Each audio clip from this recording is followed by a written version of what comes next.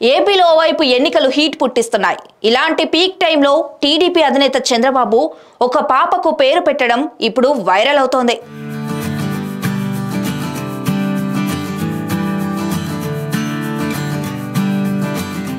అయితే ఇవాళ నెల్లూరు జిల్లా గూడూరులో టీడీపీ బహిరంగ సభ నిర్వహించింది. అక్కడికి వచ్చిన టీడీపీ అభిమాని వీరంకి ప్రియాంక తన తల్లి వీరంకి సీతామహాలక్ష్మి నెల రోజుల బిడ్డను ఎత్తుకొని ఉండటాన్ని గమనించిన చంద్రబాబు ఇద్దరిని స్టేజ్ పైకి పిలిచారు.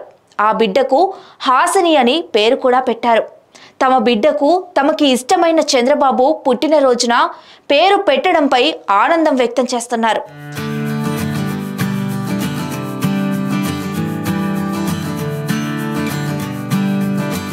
ఈ వీడియో ఇప్పుడు సోషల్ మీడియాలో వైరల్గా మారింది.